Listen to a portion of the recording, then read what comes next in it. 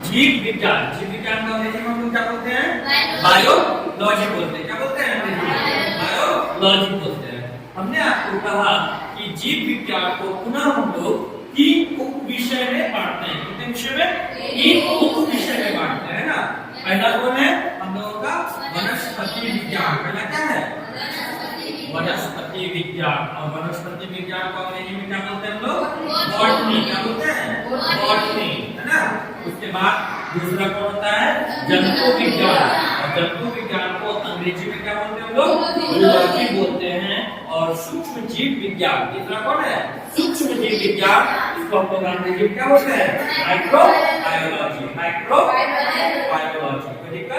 अब हम लोग बात करते हैं कि जैसे आपको हमने बताया था कि जीव विज्ञान में संपूर्ण इस संसार में जितने भी जीव जंतु है, यही है ना कि सभी जीवों का अध्ययन कहाँ करते थे?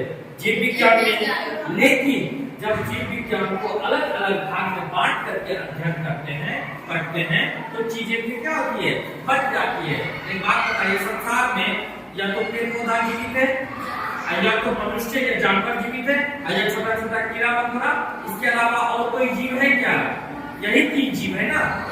पेड़ पौधा भी जीव है ना, पेड़ पौधा भी जीव है, और जानवर भी या मनुष्य भी, ये भी क्या है? जीव है। और एक का कौन सा जीव होता है? छोटा छोटा कीड़ा मकोड़ा, ये भी तो जीव है। यही इस 3 जीव के अलावा कोई जीव है? नहीं है, नहीं है। तो बॉटनी के अंदर हम लोग जो है, वनस्पति विज्ञान के अंदर हम लोग क्या पढ़ते हैं? पेड़ पौधा के बारे में। और जंतु विज्ञान में हम लोग जानवरों के बारे में, जंतुओं के बारे में अध्ययन करते हैं। और सूक्ष्म जीव विज्ञान में हम लोग छोटे छोटे कीड़े मकोड़े या सूक्ष्म जीव के बारे में अध्ययन करते हैं। सूक्ष्म जीव किसको कहते हैं? वैसा जीव जो हमें नग्न आंख से नहीं दिखता हो। सूक्ष्म जीव को देखने के लिए किसकी आवश्यकता होती है? माइक्रोस्कोप की, सूक्ष्म दर्पण की। यहाँ तक आपको समझ आ रही है? अब बात करते हैं कि वनस्पति विज्ञान का भी कोई ना कोई तो जनक होगा ना। जैसे जीव विज्ञान का जनक कौन था? अरस्तु। जीव विज्ञान का जनक अरस्तु। उसी प्रकार से वनस्पति विज्ञान का जनक कौन है?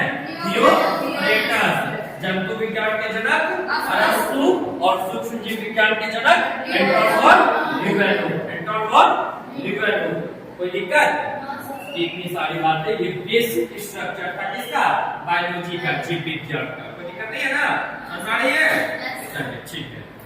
फिर अगला क्लास में हम लोग नेक्स्ट चीज को देखेंगे।